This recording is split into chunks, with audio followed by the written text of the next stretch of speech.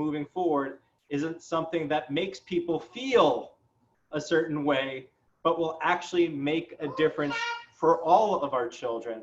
And I will just say, I've been doing a lot of reading and research on this, and how we do this will make all the difference in the way that our most vulnerable children are supported. And so I've always had a concern about trying to set up quota systems and lotteries, because I feel like whether it's affordable housing or a good education, you literally shouldn't have to win a lottery. And so I'm hopeful to hear any ideas tonight on a data-driven approach that is fair, that is equitable, and that will provide every single child in the system with the most opportunity. And then just last piece, this is a preview on something that I've been working on for a while, which is we have a lot of students learning online. And we have a lot of families, I think something like 25 to 33% who are expecting to go online for learning. And so I know that as part of this, as part of the grant, this is going to be a multi-year process that won't be going into effect anytime very soon. But what I can say is for the first day of school this year in September, when we either have 10,000 or 100,000 or more students learning online, my question is why those classrooms have to be segregated. And my proposal is for us to desegregate our online classes, not in a year, not in 2 years, but now, and reorganize it around where children are. There are not enough GNT seats in my district, but we're talking about online. It's just about having enough faculty. It's not, we're no longer limited by the physicality. There are parts of the city that don't even have GNT. We could offer GNT online to all the students and integrate those classrooms online. We could teach around children's individual learning style. We could teach around enrichment programs like multi-language learners. And so last night we spent time trying to figure out where we could possibly put it. But when we're doing things online, we could just put it online and let kids from all over the city. So I just wanted to put that out there. I'd love to hear from you too if you like that idea or you hate that idea. There are a lot of experts on the call who know more, but you can email me at benkalos@benkalos.com. I know I've spoken too long, but I'm excited to learn and hear and work with all the parents now, up to 350 on this call, to make sure that we have the best education system for every New Yorker.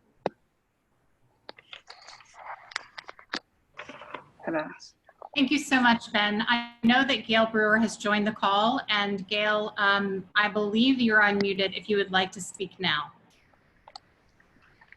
Thank you so much for being here and for sponsoring our event.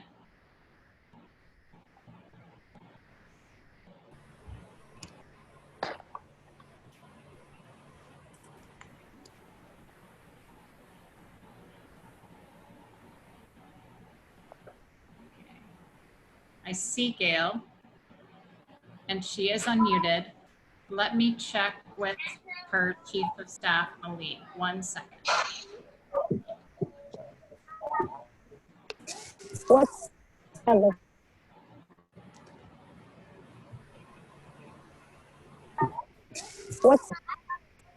What's the sacrament?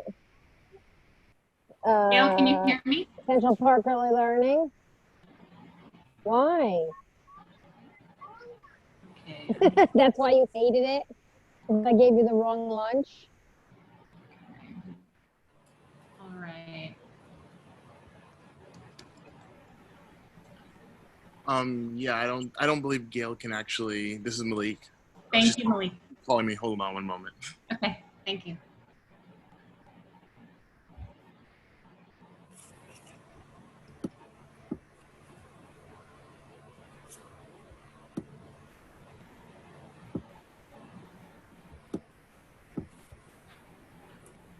Her audio doesn't seem to be working, even though she is unmuted.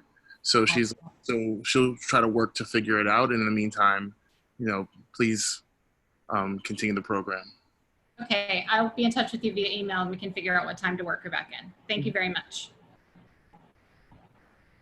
Okay, so without further ado, I believe, let's see. Okay. I want, because of just due to time, we have a forum with our chancellor tonight at 6:30 about the return to school and the arrangements for parents. And I know that many of you want to take part in both of these events. And so therefore, I don't want to delay the presentations. I was going to say a few words in terms of a district update, but I will share my portion after our two guest presenters this evening, Dr. Fergus and Jason Borges, have spoken. Thank you. So at this point, I'd like to invite our incredible partner, Dr. Eddie Fergus. Oh, it's in the headphones. I'm so sorry. I'm going to mute some folks. I want to invite our incredible partner, Dr. Eddie Fergus, to talk with us. Eddie has been on this journey with our district long before my arrival. He has helped us see patterns in data that have really brought the experiences of specific children to life and have helped guide our thinking and our approach to making sure that every child gets access to, opportunity for, and the relevant supports necessary to have an excellent educational experience within their school community, and that families can be supported in the various challenges that they're facing as well. We know that admission screens have managed themselves to be tremendously discriminatory in the way that they're currently used. And that is a tremendous challenge for our district to overcome. All of these patterns build over years of a child's educational experience. And through our work with Dr. Fergus, we have learned a lot about the ways that our commitment to social justice, our goals for students and their achievement, and also our habits of practice and our beliefs about our capacity as educators can really shift the trajectory of a child's entire life. So without further ado, Eddie Fergus, please join us. Hi, good evening. Can everyone hear me okay? Yeah? All right. Thank you, Superintendent Chubney, for the invitation, and for everyone, for CEC board members. Thank you, Maud, for also for the invitation. My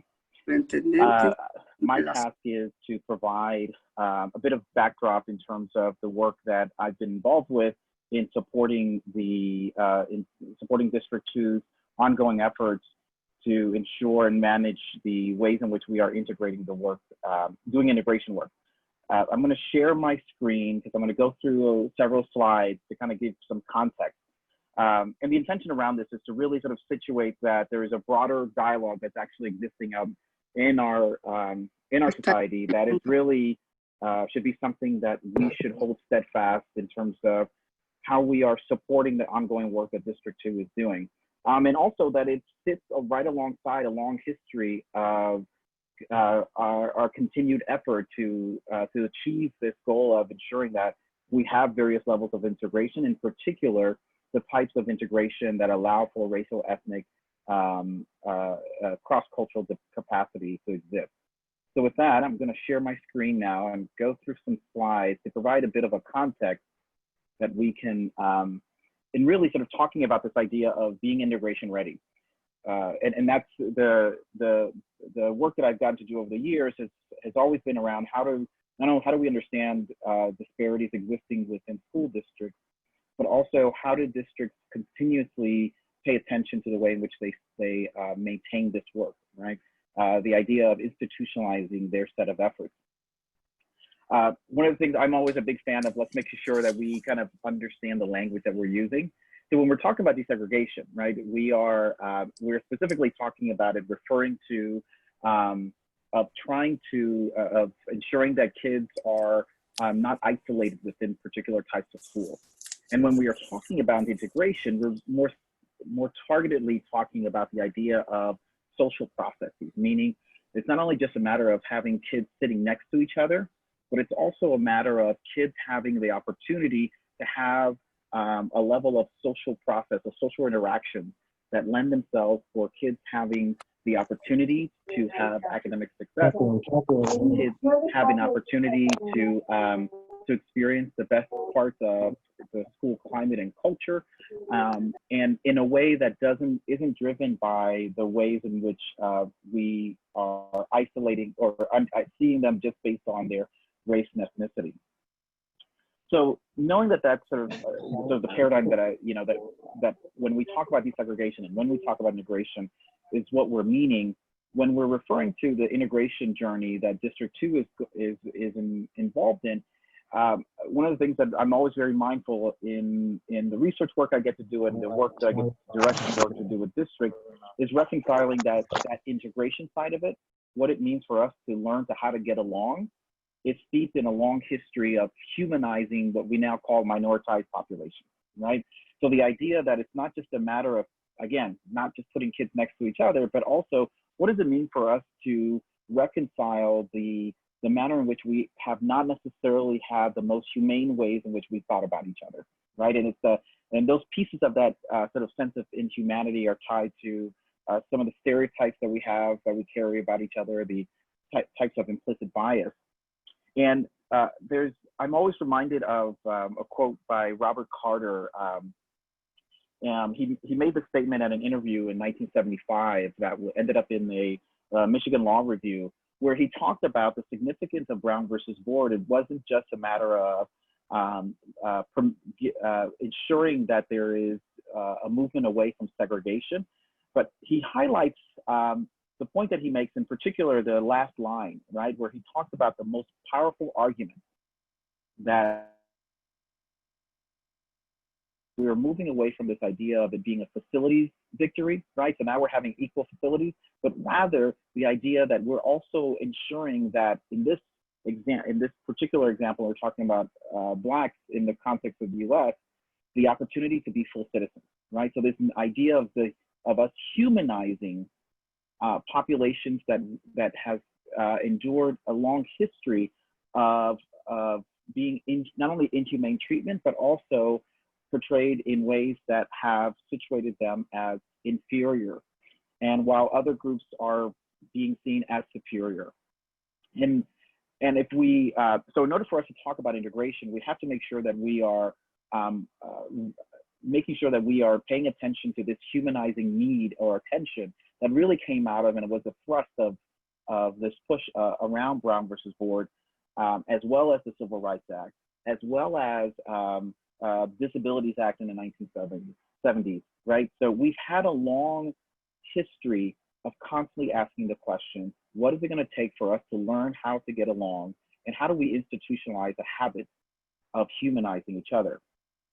So to that end, the framing around how we actually do this integration work requires that we take on this charge as all of us being educators. And I like using the terminology educators to not just speak to those who are in school buildings, but also those who are at home, right? Who are also serving as educators. And I think particularly over the last 5 months, for many of us who are parents, we've reconciled what it necessarily means to be an educator at home and had a lot of practice in doing that. One of the ways in which the federal government has given us the language and also the tools to be able to push forward around this integration work, this ensuring that the social processes of schools are in making sure that kids aren't being isolated by race or ethnicity, is a particular legislated policy around disproportionality. And the term disproportionality at the root of it really speaks to the idea of proportional representation, meaning, and as Council Member Callos highlighted, the idea of, is there proportional representation existing in all the different types of programs that exist for kids in school, right? Because all things being equal, there should be a level of proportional representation of kids in what they're exposed to within the context of school. And disproportionality, as it is legislated by the federal government since 1997 and reauthorized in the Individuals with Disabilities Education Act of 2004, ensure that states and school districts are mandated to address this particular element of integration work that needs to occur within our school districts. So what does that look like? What does that necessarily involve? So the core of my work over the last 16 years has really just centered on working with school districts around how does disproportionality issues arise? And when I'm talking about disproportionality, I'm talking about disproportionality in special education, discipline, and gifted AP and honors, which I know are key areas that many parents have been concerned about and are constantly sort of wanting to make sure that schools are manifesting the types of integration that their kids can exist in. And so the way in which we do that is we've got to make sure that we are attentive to numerically, how does this disproportionality problem exist within our schools? What are the ways in which we are managing the level of access and opportunity that kids are getting exposed to around the special education processes, discipline processes, and enrollment in gifted AP and honors? And then lastly, what we constantly have to work on beyond some of what I call sort of those first two pieces being the structural elements, the third piece, and which is probably the hardest part of our work, is we've got to reconcile that we have a long history of having expended more energy in isolating groups and then creating sort of inferior, what I call typologies or stereotypes about groups to help justify the manner in which we isolate kids. So in order for us to really move into this realm of integration, we've got to make sure that we also unpack and repair the manner in which those set of beliefs also exist within our practice, right? So in order for us to do that, the work that I've been supporting, not just District 2, but many of the districts that are involved in this set of work that I'm collaborating with the Office of Equity and Access at New York City DOE, led by Dr. Ruby Abello Fernandez, allows us to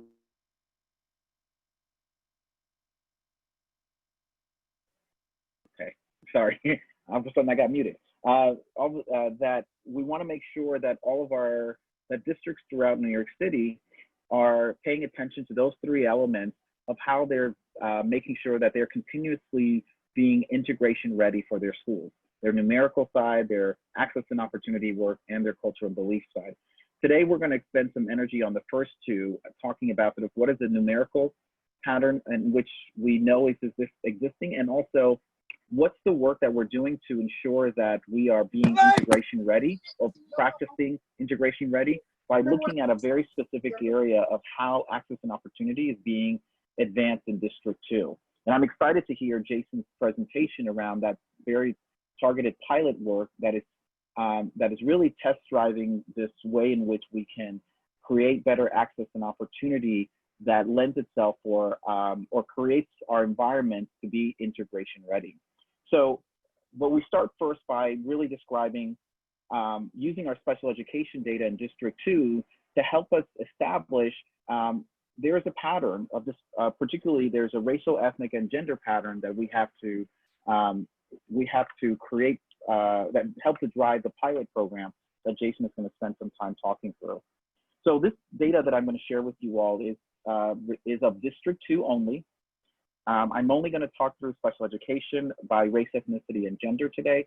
There's other facets of data that the Superintendent Chumney and her team have been working on that have been the premise of leading a lot of different sets of work. But we thought we'd spend just a little bit of time sort of talking through the special ed data. Also, this is reflective of school year 18-19, right? This is not reflective of 19-20. As you all can imagine, 19-20 school year data is an anomaly right now, given what happened. So, that's not data that we're going to review right now. So, in terms of special education, what I'm showing you here is a set of data around students who are identified with having disabilities in District 2 by race ethnicity. So as you see, starting from the left, you'll see that there's a set of graphs for the various racial ethnic groups within District 2. And you will see that each one starts on the far left with an enrollment number or enrollment percentage, right? And that enrollment percentage means that is the percentage of the group that is existing in District 2 in 18-19 school year. And what we're looking for as a beginning indication is that, as I mentioned before, using the idea of disproportionality means all things being equal, we should see a proportional pattern of kids' enrollment in the overall enrollment in the school district compared to their enrollment with students with disabilities.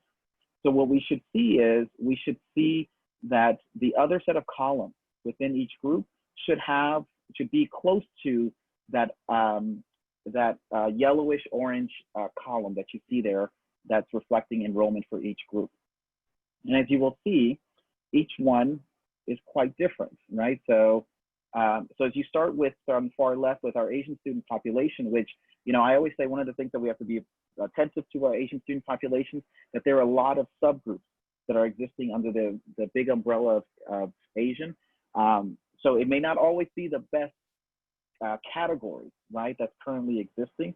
And so we should be mindful of how far we can interpret that particular category. But what we can see is the next column here is overall students' disability.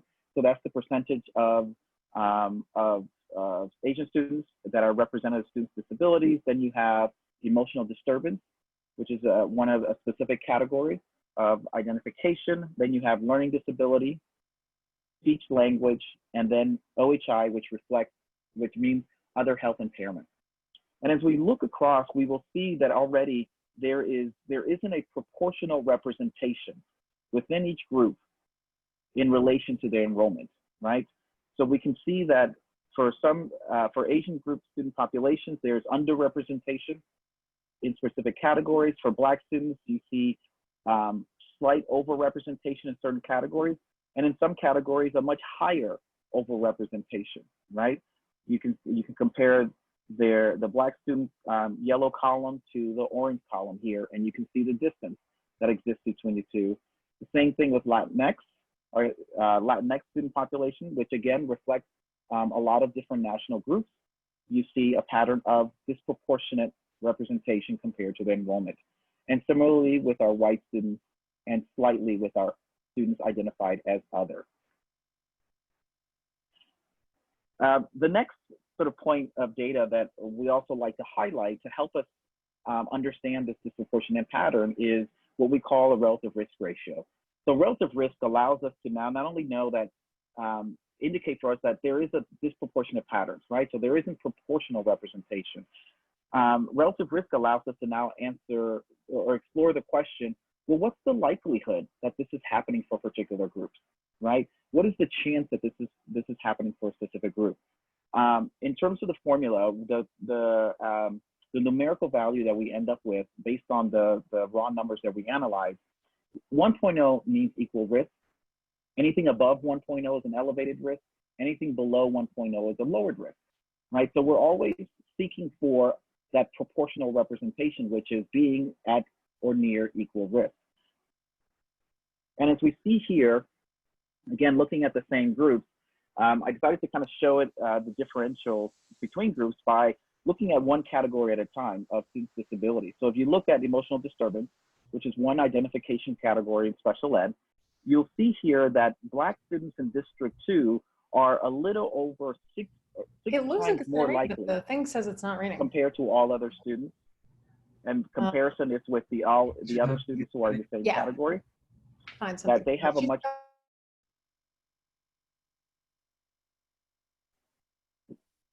You see the arrow here reflecting the 1.0 equal risk, meaning everyone should be near to this line. But as you can see, some groups are above the line and some groups are below the line as you look across each one of these different special education categories. You have learning disability here, you have speech language impairment here, and then you have other health impairment. All right, so this is the first set of data that we started to use to indicate to us there is a pattern, all things being equal, there's a disproportionate pattern that's emerging across in terms of special education as a total category, but then looking specifically at very targeted set of identification categories. The other area that we looked at is we looked at it by gender, right? So this is a different strategy I tried to kind of demonstrate this. So if you look at the enrollment here of our male students, right, where you have this, again, this yellow column, all things being equal, right? You have a school district here that's nearly 50% male, nearly 50% female. We should see a level of proportional representation. But what we see is actually that when we look at the male column, male columns in terms of special education, that male students have a slightly, and in some areas, much higher representation in certain disability categories. And in comparison to our female student identified population, we see patterns of underrepresentation that is existing within our female student population. Then when we go to relative risk ratio, right, again, we use the same metric. 1.0 is reflective of equal risk. We want to be as close to 1.0 within these categories. And as we'll see here, we compare our male and female students. When it comes to emotional disturbance as an identification category, our male students are nearly 4.5 times more likely compared to our female students to receive an emotional disturbance identification. Learning disability, we're seeing that there is a near equal risk existing between the two groups. Speech and language impairment, we see male students are 2 times more likely, while female students are half as likely, or 50% less likely compared to male students. And then when we look at other health impairments, we see again a substantial difference between male and female students' likelihood or chance of being identified with other health impairments. So one of the things that we're always very conscious of is that that numerical piece is important. It lets us establish there is a disproportionate pattern, but understanding how it actually happens is the next part of the process that we take districts through, right? And what we're doing is really trying to understand this idea of all things being equal, right? And the all things being our set of school practices, how students are receiving intervention supports, what's the wellness to which that intervention supports happen, who's getting it, when, how are we following up in terms of ensuring that kids are getting it at the level in which they need to for them to be successful. And at times also understanding, are we providing the types of interventions that are necessary for the gaps that kids have? So we take our districts through what we call our root cause process as a way to help, one, understand the nature to which the disproportionate pattern happens, two, a way in which school districts also have an opportunity to really build their own muscle in understanding how the problem manifested within their own district. And then three, being able to identify what are the ways in which we're going to remedy this issue. And the work that District 2 has taken on for the last several years as part of their integration ready work is understanding we have patterns of our data that are showing that it's not going to be enough for us to make sure that kids are existing in particular schools, but it's also important that we pay attention to what's happening within the context of our schools so they are integration ready, right? Which means, is there a level of access and opportunity available for all of our kids as they walk in, as well as the third component of the equity work that the district is also working on is, do we have the set of belief and mindset work ready within our schools to be able to support that, the type of access and opportunity work that's necessary. So, a particular tension that we've looked at is how much quality is existing within the context of our schools, right? What's the level of efficiency? Or in other words, what's the level of fidelity that, that our practices are adhering to not only so how we planned for something, but also, and I'm a big fan of this, of how we are using set of practices that others have developed. Are we adhering to how they necessarily sort of designed it to be, right? Often as educators, we will take a particular practice because we think it's a good idea, and then we try to put it into our school environment, but it may not necessarily fit because there's other dynamics that we have to pay attention to. And some of that intersects or requires us to be attentive to, well, what's the level of efficiency or type of efficiency that we're paying attention to? And then lastly, what are the necessary resources that are attached to it that are meaningful for us to identify and as part of our root cause? And then lastly, being able to name the types of beliefs that are necessary for those practices to come to fruition. So it's not just a matter of changing a form or improving or adding new resources or interventions to a school site, but it's also asking what are the necessary beliefs that have to be in place to make sure that we are actualizing or making that practice come to the level of efficiency or fidelity that it's actually designed to transpire, right? So for example, restorative practice as a strategy is something that's vitally important and many schools have been taking on. But it also requires that there's a mindset and belief that, that youth are coming in with behaviors that are at times are developmentally appropriate, but are needing a level of repair or an opportunity for modification of the behavior. And if we don't carry that mindset, if we only have sort of a punitive approach to how we react to students' behavior, we're going to have a mismatch between having a restorative practice and having a belief of punitive approaches. So that mindset work also, and mindset and belief work, is also an element of what District 2 is planning forward as part of their integration ready work. So with that being said, I'm going to pause here because I know Jason's going to go into greater detail around a very particular pilot that they've done to help begin ameliorating some of these patterns of disproportionate representation. Thank you so much, Eddie. We really appreciate you. I'm seeing Gail right on my screen. And Gail, I'm going to unmute you. All right, I can hear you. Well, it's a different computer, but anyway, I want to listen. I'm just impressed with the fact that you're doing this. I know that there's you know, potential grant to figure this out. I know you have a big community in Chinatown that you know, you could work with. I'm just impressed with District 2 as always, and I want to be as helpful as I can. You know, that's really all I want to say. You're taking on a huge issue. You're doing it in a very effective, professional, transparent way, and I don't think anybody could ask more. I'm just trying to figure out whether, you know, how not to open the schools. I must admit that's what I'm working on, but and trying to figure out how you can be safe for the next few months. But I'm impressed with what you're doing, and I really just want to listen and then keep talking about how we can be supportive. Thank you very much. CEC and CSD too. Thank you so much. Thank you, Gail, for joining us. I know the tech is always tough to figure out. I would like to ask Marianne if she could please share the first slide of our welcome slide, because it has the link that people can go to sign up for the speakers list. We want to get to as many folks as possible, and we ask very kindly, if you are an elected representative of parents, such as a CEC member, or and you already have a very amplified voice in the parent community, would you please privilege the parents who we hear less from? This is such an opportunity for parents who don't always get to hold the microphone and don't always get to go to the PTA meetings at school to be able to share their perspectives. So kindly, if you already have an amplified voice in our parent community, please let's hear from lots of voices today. And with that, I'm going to introduce Jason Borges, who is an incredible partner of our district.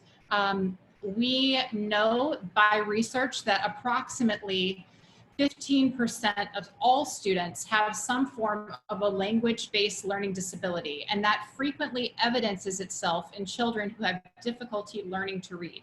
And those kids typically, if not met with the correct research-based intervention, will be identified for an individual education plan, an IEP. They will have a special need that is documented and that will carry with them throughout their educational journey. And while that plan provides really important supports for kids who need it, we know that with the appropriate research-based interventions, we can address specific reading difficulties that don't necessarily require an IEP if the teacher's skillfulness is sophisticated enough and if we have evidence-based practices in place. And this school year, we have worked closely with a cadre of schools, approximately 12, and we have seen an incredible decrease in the number of students, specifically the number of Black and Hispanic students who have been referred for IEPs, because our teachers have been using such incredibly effective research-based practices that Jason and his team have been supporting us with developing. And so I'd like to welcome him to share about this methodology with us, just to say that all of the patterns of disproportionality that Eddie shared with us just a moment ago, they're all rooted in beliefs about what kids can do and beliefs that teachers have about what's appropriate for students as educators and the level of skillfulness of our education community in addressing those students' needs. And so Jason has been a huge contributor to our work in this area. I'd love to welcome him now. Thank you. Thanks, Superintendent Chumney, and thank you, Dr. Fergus.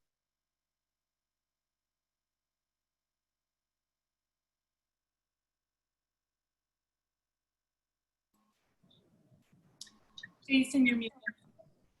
Sorry. Thanks, Superintendent Chumney, for having me, as well as Dr. Fergus for the substantive presentation around looking at disproportionality, and also your work that you're doing for the DOE, as well as working closely with District 2 around integration readiness. So again, thank you. And it's a great segue. A lot of the things that you mentioned, Dr. Fergus, at the end of your presentation is a really good segue into talking about the pilot that we did this year and we'll continue to support in District 2. So I'm going to share my screen. And let's see. My computer is just a little bit slow these days. I think because it's being overworked. Okay. There we go. So just to provide a little context, I'm going to talk about this idea of something called database individualization, where we've been working with 12 schools closely this year. But to kind of contextualize that work, I've been involved with DBI, database individualization, for the past 4 to 5 years with a close collaboration with the NAIG School of Education at the University of Connecticut, particularly Dr. Devin Kearns, as well as the National Center on Intensive Intervention down in Washington, D.C. They've been a huge partner just in terms of working with me over the past 4 years to be able to support our school. So I have to state that and acknowledge that. Okay. There we go. So Dr. Fergus and Superintendent Chumney were mentioning this idea around beliefs, right? And everything that is involved in the way in which that we perceive and believe, in ways in which we know. Now, my background is more in thinking about the science of reading and the science of learning, and a lot around assessment. But as you can see here too, what also feeds beliefs is knowledge, right? So like, we can't do what we don't know, but there has been emerging and a lot of evidence from empirical research over the past 30 years, and it's really coming to fruition of late around what's called the science of reading. What the science of reading is looking at effective ways and effective approaches on teaching reading, particularly to prevent. So my background's really in prevention and intervention. And the whole idea is, if we know about how to teach reading to prevent less students from needing intervention by 3rd grade, we're doing a really good job. So that's one piece of it. And then another piece of it is this idea of, how do we teach it?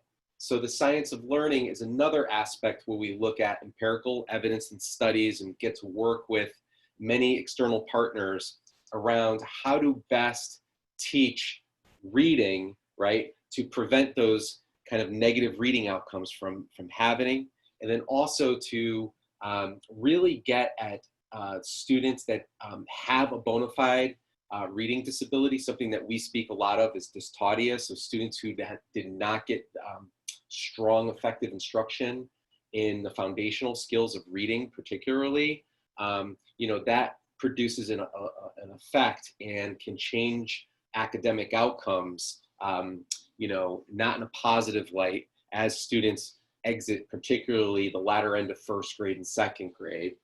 And building knowledge with teachers around assessment, like knowing what assessments to use that are effective and efficient, that are measuring things that we need to measure, that are going to give us things that are going to be able to tell us on a predictive kind of scale whether or not our students are going to be able to meet these important reading outcomes.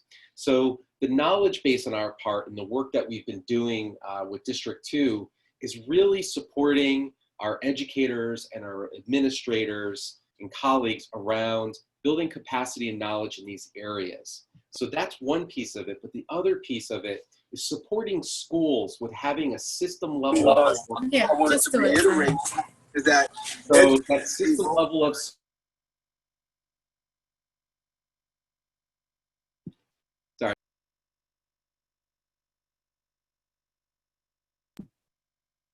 is having a process, and that process is a collaborative process within the school, using data to rule out bias, right?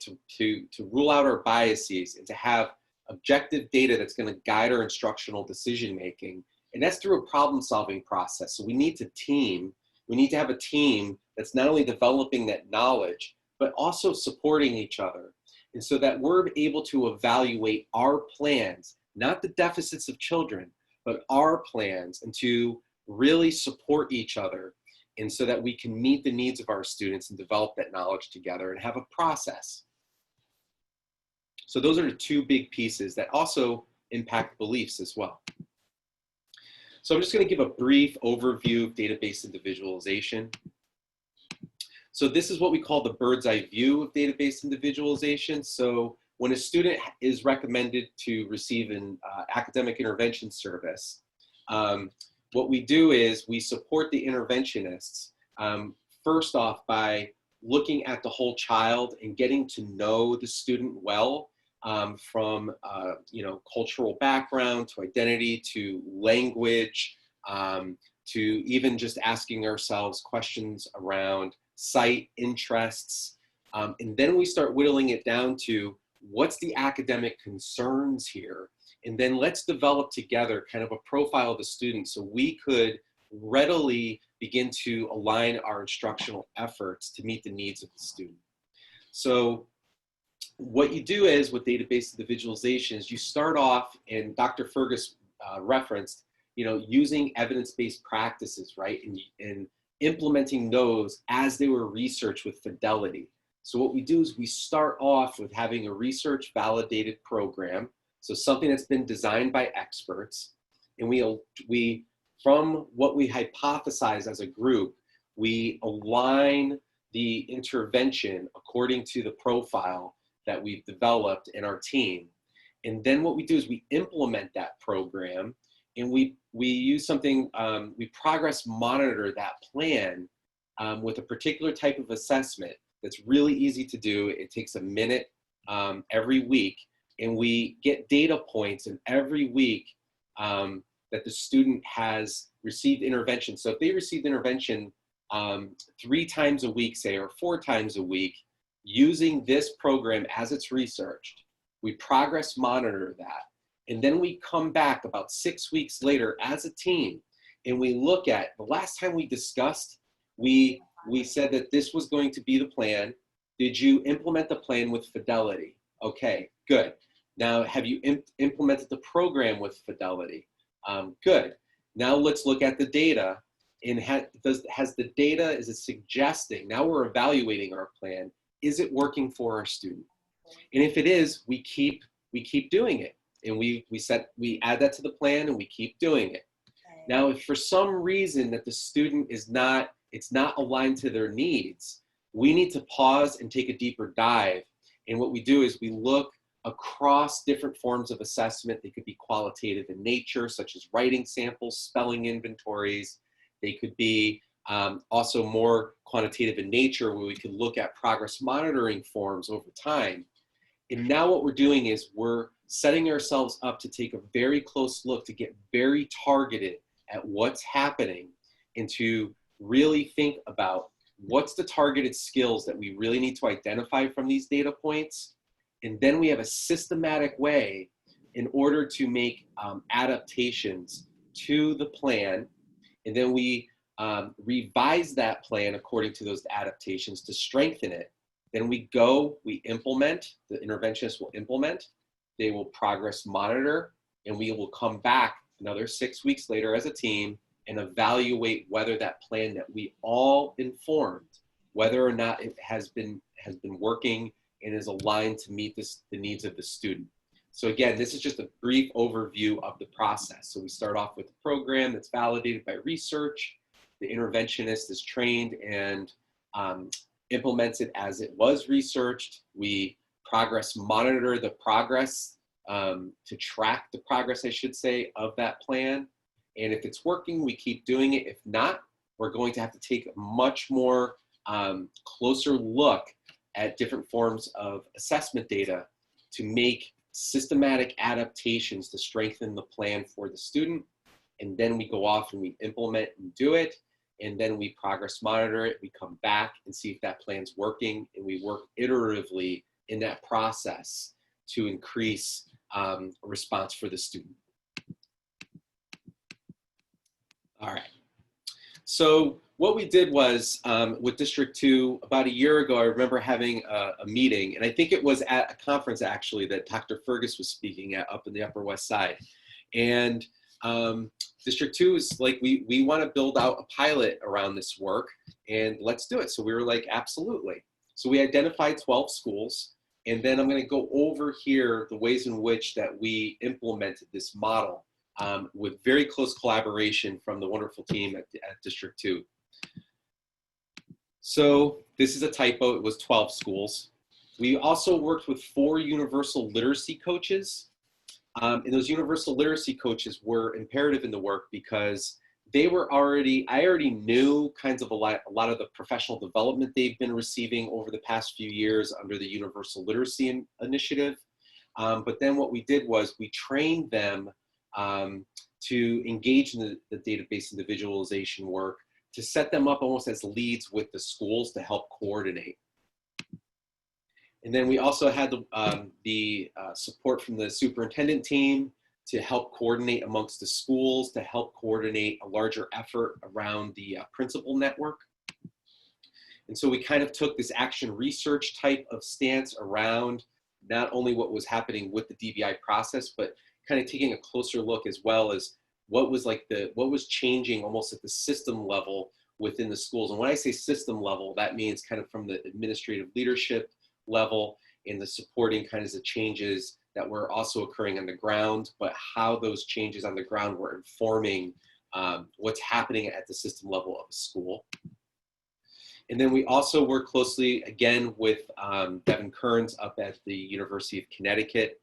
He's had about 10 years experience with database individualization, and again with the National Center on Intensive Intervention as well. So our big outcome here was very simple. We want student improvement in reading skills. So all those reading skills like word level reading and decoding and oral reading fluency, as well as reading comprehension. And reading comprehension is an outcome of all these sub-skills here of word reading, decoding, and oral reading fluency. So what we needed to do in order to drive that, the key drivers to get us there and to get us off the ground is getting folks trained and ensuring that folks are trained in a secondary prevention program, again, that's been researched, that has evidence behind it, and to align it with student needs. We also needed to train schools in progress monitoring systems so that we can regularly get that data that we need that's aligned to where students' instructional levels are, so we can monitor the rates of improvement over time and get them on track. And then we also had to set up the team meeting process to engage in DBI as a collaborative process at the schools, and to run efficiently and to ensure that things are scheduled regularly. And I have to say here, the superintendent team was integral, and also our school leaders were integral in setting all of that up, which is not an easy lift. So the professional development model that we use, we gathered the schools back in September, and we did a formal database individualization launch. And it was a one-day meeting with Dr. Devin Kearns and the AIS team, my team, and we learned about the DBI process together. Then we had to train the teachers in a 2-day training on how to progress monitor. And then we had to get some schools and some interventionists trained at will, like with things emerged and maybe they didn't have the necessary program in place and we knew it to align to students' needs, we would ensure that the schools got the training in those research-based programs.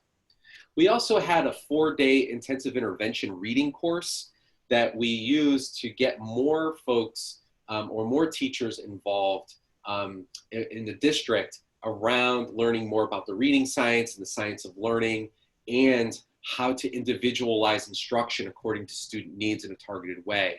And then we had leadership support days, and these were magnificent, where we had principals coordinating monthly. We would go on visits. This is pre-COVID, and we would look at intervisitations and start to study, like, what does it mean to teach this way explicitly? Like, what does teacher effectiveness look like? And that was like a big line of inquiry.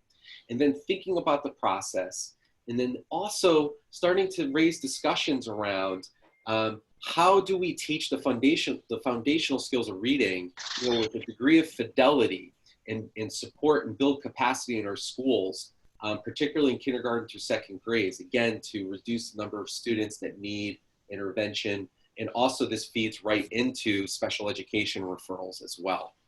Hi there. So Jason, yeah. I'm sorry to interrupt you, but it looks like we're going to need to wrap it up about another minute or so. Sure. Okay.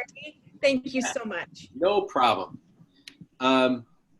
So the sequence of the meetings is meeting number 1, we review and complete student introductions to students at a very global in-depth way down to thinking about their academic concerns. And then you could see here we have iterative meetings across the year where we come in and support the team in reviewing students.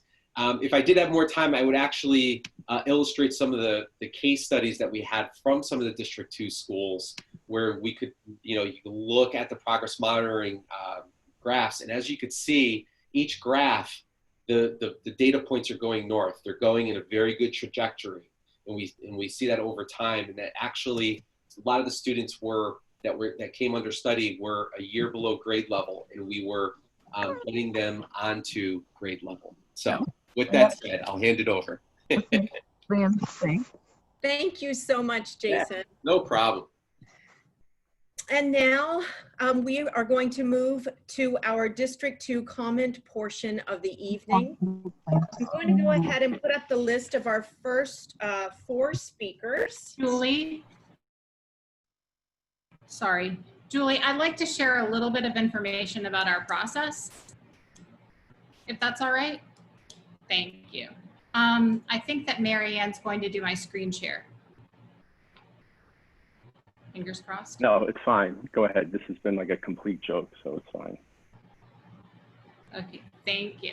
Okay, so I won't belabor the points that folks have already made. I just want to share a little bit about where we are in our larger work. We have seen some very significant gains in early reading and kids with special needs so far. We have had a significant decrease in the disproportionate achievement of kids for early reading in grades K, 1, and 2 across the 12 pilot schools that we worked with. We've seen about 200 fewer special education referrals than we typically would have seen this school year alone, just out of the result of implementing these practices. We've also seen a decrease in the retention, a recommended retention of students in grades K, 1, and 2 due to evidenced reading difficulties. Teachers have increased expertise to be able to teach reading to kids who struggle with language-based learning disabilities, and we have evidence-informed instructional methods that flourish across an entire array of schools. Next slide, Mary Ann, thank you. So this work largely is about equitable opportunity, affirming and supportive school experiences for every child, and academic excellence for all our kids. Our integration efforts that we are doing right now, we've seen evidence that they will shatter the predictable achievement disparities for our Black and Hispanic students across our 49 schools. This has not been a straightforward path. Our district's families face significant institutional racism in many forms. We know that.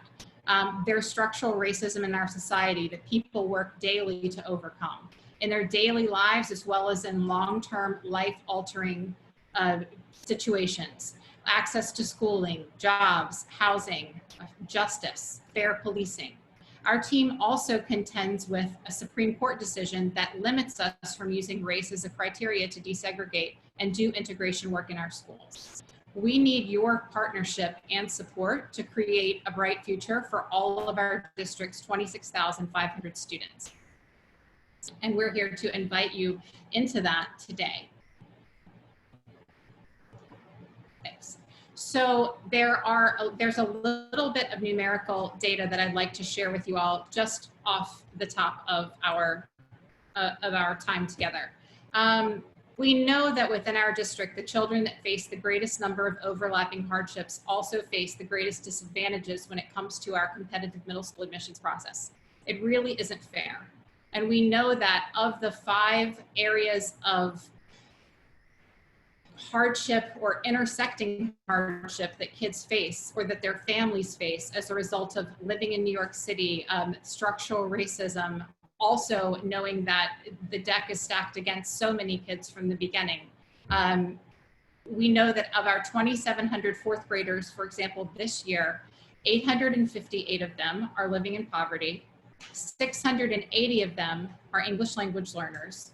559 have a documented special need, 214 are not yet grade level proficient, and 107 of them reside in temporary housing with their families. So of these students, the most likely combination of 3 characteristics produces 89 kids who face more than 3 of these overlapping hardships. There are approximately 25 students who face all 5 at the same time.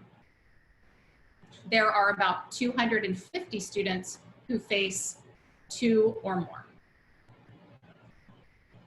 So within our process, across all our schools, you've heard about the work that we have underway today, and we're closely monitoring student outcomes. Going forward, and in partnership with our larger team, we are to pursue programs for pre-K and kindergarten enrollment. And we're in the process of collaborating to set those pilots up for coming school years. We know that middle school admissions will be very different this year because of COVID than it has been in the past. There is a suspension of all prior admissions methodology, as we don't have the criteria to be able to enact our prior admissions work as per the DOE. And in our middle schools, we're using this year that we're on pause for this to assess the most productive way to integrate our district. We know that there have been multiple models suggested. One of them is a lottery model. Another is the removal of screens altogether.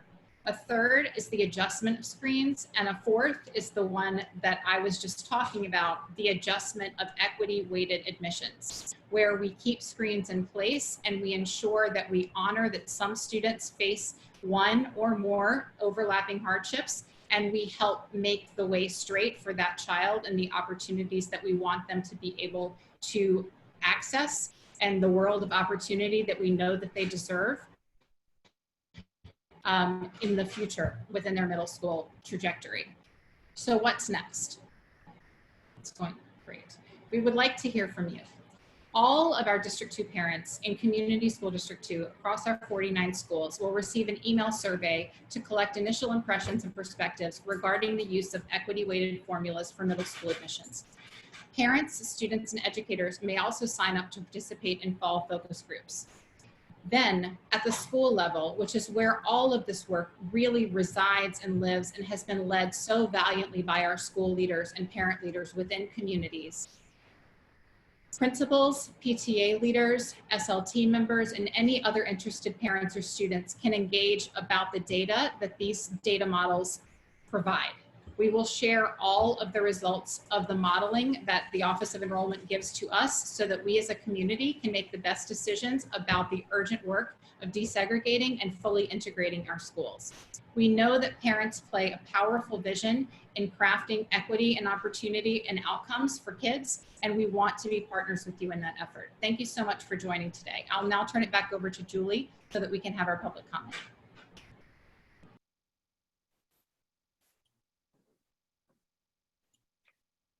Oh, going to Julie first, but I guess we're going to the first speaker, which was me. Yes, you're unmuted and ready to go. Hi, my name is Kaushik Das. I'm a parent of a rising fifth grader. I'm also co-chair of PS33 SLT, but my comments today are mostly speaking on behalf as a parent. At the beginning of this session, I heard someone say that New York schools are segregated, are the most segregated in the world. And I hear this a lot.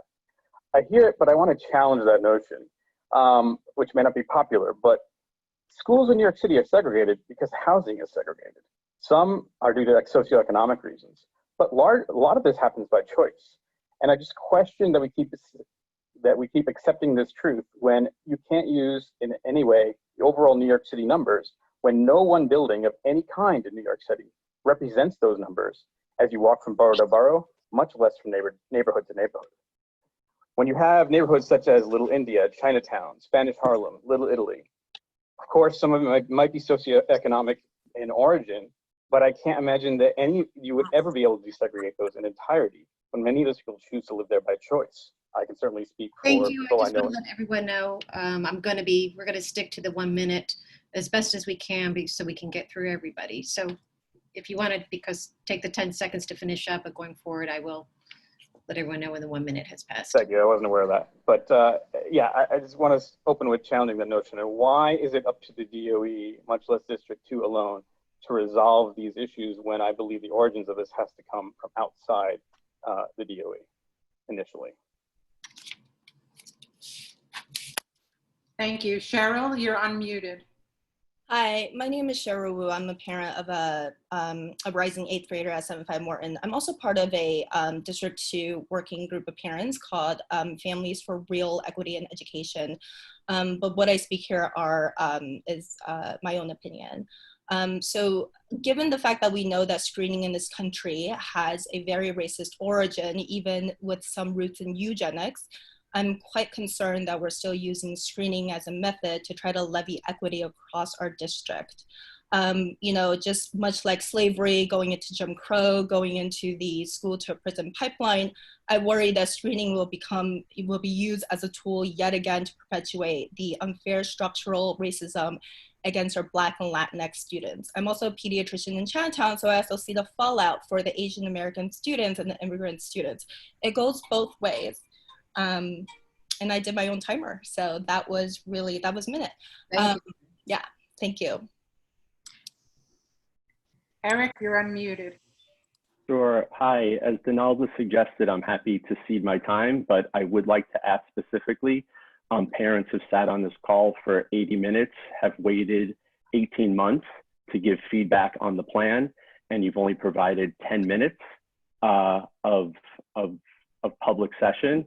I think that's shameful, and I hope you could commit tonight to setting up time for next week for a 2-hour period of time for parents to actually give feedback and for you to actually present the plan.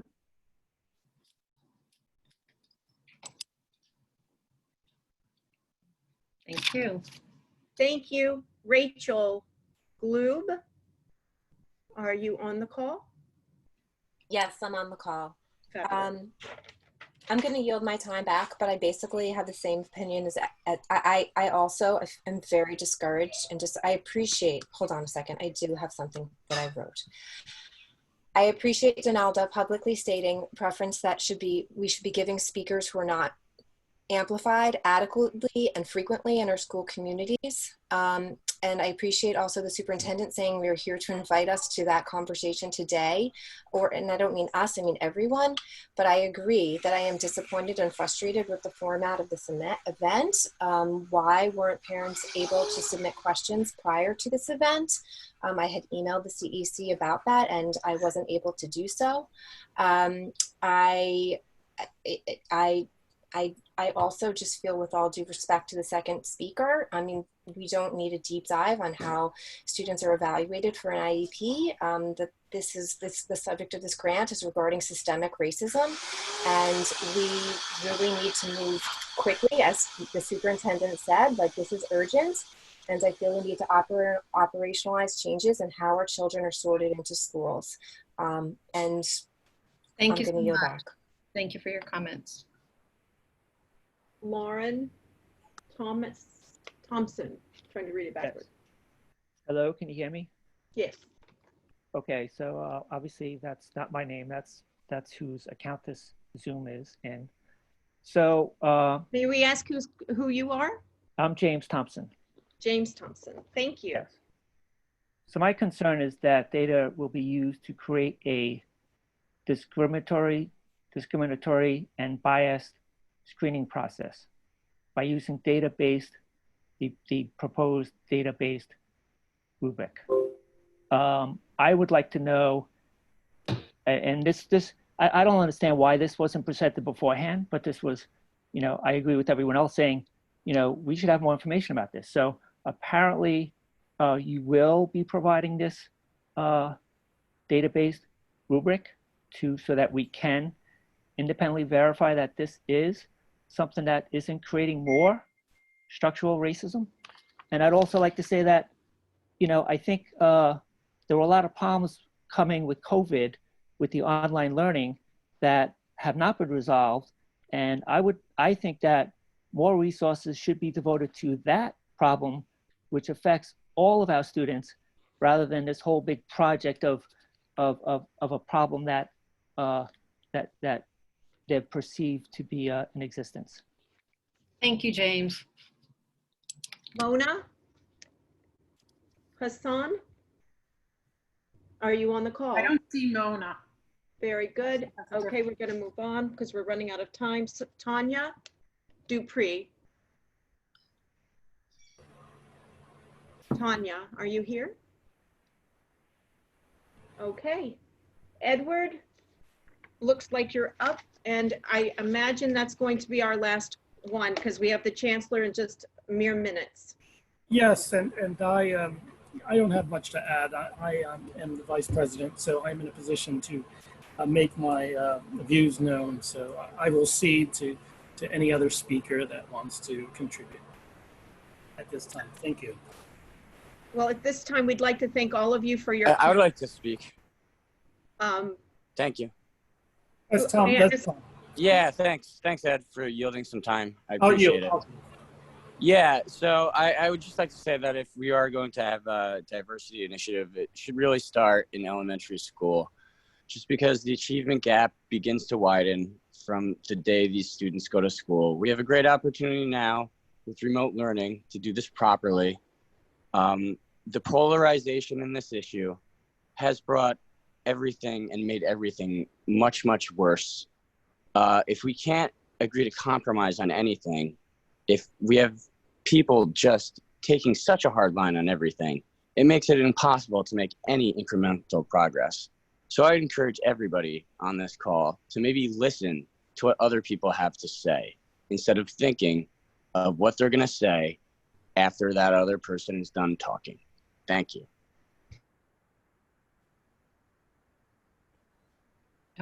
Thank everyone for your comments, and we're What going about the parents to that turn it signed over up? to Superintendent Chumney. There are a number of parents on this call who have not yet had the opportunity to speak. I would highly recommend for the next 120 seconds that those parents be given an opportunity. The Chancellor will do a 10-minute introduction. He will take another 40 minutes to actually tell families what they need to know. We do have 2 more minutes. It is 6:28. Anybody who's joining the Chancellor's call will still be on their computers.